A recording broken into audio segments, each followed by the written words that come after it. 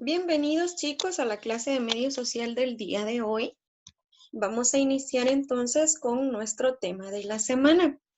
Al igual que en las otras materias, les recuerdo que debemos destinar una hoja específica para medio social. Escribámosle como título medio social y los egipcios parte 2. Recuerden también que para hacer las anotaciones de hoy necesitamos agregar la fecha 31 de agosto. Hoy vamos a continuar entonces con algunos de los aportes realizados por los egipcios, pero antes quisiera darles el vistazo del material.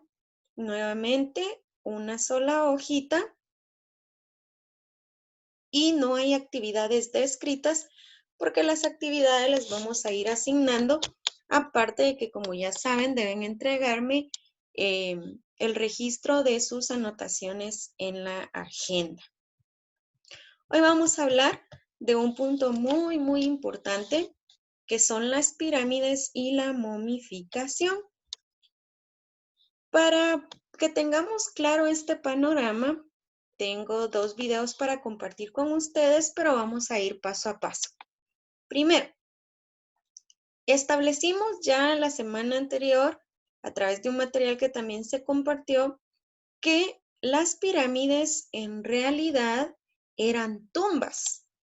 Ese es un dato muy interesante porque no veían los egipcios la muerte como puede que la veamos nosotros ahora. Imagínense si de ese tamaño eran las tumbas, ¿qué cosas podían encontrar adentro? Obviamente no hay tantas pirámides porque no cualquier persona podía costear la construcción de una tumba como esta. Esas tumbas eran específicamente para los faraones. Recordemos que los faraones eran como los reyes de aquel entonces y no eran electos reyes solo porque sí. En realidad, el pueblo consideraba que sus faraones eran en realidad dioses que habían encarnado en forma de hombres en la tierra. Y por eso ellos obedecían todo lo que los faraones decían. Los egipcios entendían muy bien el concepto de una vida después de la muerte y aunque a su manera trataban de estar preparados para este momento. De ahí la importancia también de todo lo que había dentro de las pirámides, todo lo que ellos depositaban dentro de las tumbas. Preparaban el espacio para que estas personas lograran tener una buena vida en el más allá. Ellos creían que después de morir el espíritu nuevamente regresaba al cuerpo y por eso era también que los momificaban. La momificación es un proceso en el cual se trata de conservar el cuerpo humano. Y no solo humano, vamos a ver que también es posible momificar animales. Incluso hay quienes consideran que las plantas también pueden ser momificadas y esto es por el proceso de conservación que se puede realizar para mantener la estructura durante más tiempo. También debemos de tomar en cuenta que la momificación solo podía ser costeada por las personas con un alto puesto por el gasto que implicaba. Vamos a ver cuán detallada era una momificación, cuánto tiempo duraba aproximadamente y qué elementos químicos se necesitaban para realizarla. Vamos a ver entonces que no era simplemente una decisión que se tomara a la ligera con cualquier persona que fallecía, sino se hacía con las personas que eran consideradas importantes. Voy a compartir entonces el primer video para que ustedes puedan comprender un poquito más de lo que les estoy hablando. Vamos a verlo. Hola amigos, bienvenidos a un nuevo vídeo de Happy Learning. Hoy vamos a viajar al Antiguo Egipto para conocer los misterios de sus pirámides y de sus momias. Pero no tengáis miedo, porque no hacen nada. Como ya sabéis, los antiguos egipcios creían en la vida después de la muerte y por eso construyeron las pirámides, que eran las tumbas de los faraones. Para su construcción, miles de obreros trabajaron durante muchísimo tiempo.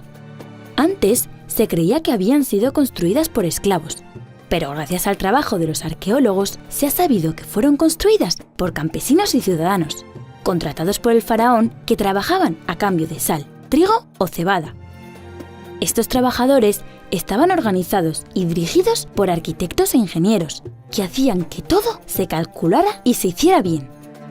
Hoy en día vemos las pirámides ya viejas, pero cuando se terminaban de construir eran impresionantes, ya que estaban recubiertas de piedra caliza blanca y la punta de la pirámide era de color oro. Tenían que ser preciosas. En el interior de las pirámides hay túneles, cámaras y pasadizos secretos. Y era ahí, en el interior de las pirámides, donde se dejaba el cuerpo momificado del faraón. Pero, ¿sabéis qué es una momia? Una momia es el cuerpo de una persona o de un animal que se conserva después de la muerte. Los egipcios, al creer en la vida después de la muerte, querían conservar sus cuerpos, pero al ser un proceso muy caro, solo lo conseguían los faraones y algunos nobles. El proceso de momificación de un cuerpo tardaba 70 días. Primero se lavaba el cuerpo y se le retiraban del interior todos los órganos menos el corazón. Después, el cuerpo se rellenaba de mirra y se cubría de sal durante unos 50 días. Transcurrido ese tiempo, se envolvía el cuerpo con vendas y se colocaba en un lujoso sarcófago. Gracias a este proceso de momificación, muchas momias han llegado en perfecto estado hasta nuestros días y nos han permitido aprender muchísimas cosas sobre el Antiguo Egipto. Qué interesante, ¿cierto? Vemos cómo la momificación en realidad lleva más tiempo del que pudiéramos imaginar. Y ven, le sacan los órganos al cuerpo de la persona. ¿Por qué? Porque la descomposición se da a causa del crecimiento y la reproducción de bacterias. Eso es lo que origina que la carne se descomponga, que los tejidos se descompongan. No sé si ustedes alguna vez han pasado por alguna calle o alguna carretera donde hay algún animal muerto y se siente un olor muy desagradable. Esto es porque se está realizando el proceso de descomposición, que es que muchas bacterias se están alimentando de esos tejidos muertos. Entonces, para evitarlo, los egipcios lo que hacían era que sacaban los órganos y dejaban el corazón porque estos órganos en el interior provocaban mayor cantidad de humedad. Y al llenar el cuerpo de sal, lo que hacían era absorber el exceso de agua que había y esto también evitaba entonces el crecimiento y la reproducción de bacterias. Pero ahora quisiera que notáramos algo también en cuanto a las pirámides, y es que durante mucho tiempo se consideró que en realidad fueron esclavos los que las levantaron o construyeron, pero algunos historiadores creen que en realidad fueron obreros pagados. No podemos nosotros asegurar ninguna de las dos posturas porque incluso hay documentos que respaldan estas dos teorías. Vamos a conocer ahora uno de los lugares más famosos, más conocidos en cuanto a las pirámides que se encuentran ahí. Vamos a ver un paisaje que es conocido y reconocido a nivel mundial y que incluso posee a una de las 7 maravillas del mundo. Espero que podamos ponerle atención porque no tiene audio en narración, sino que necesitamos leerlo. Los dejo entonces con este otro video.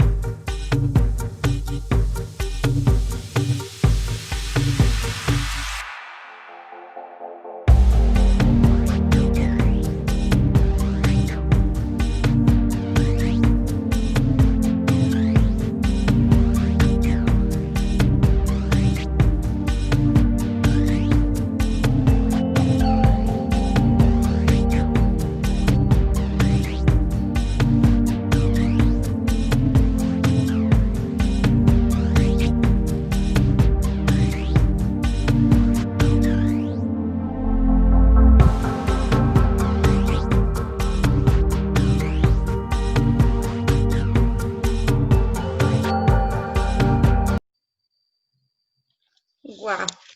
Impresionante, ¿verdad?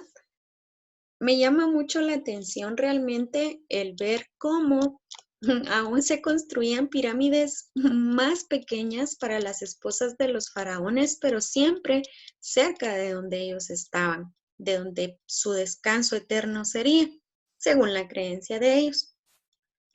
También pudimos observar en este segundo video ¿cuáles son las pirámides más famosas? Como les decía, es una postal, es una imagen muy conocida para nosotros y tal vez no comprendíamos exactamente dónde se encontraban ubicadas ni qué significaban, pero ahora lo sabemos.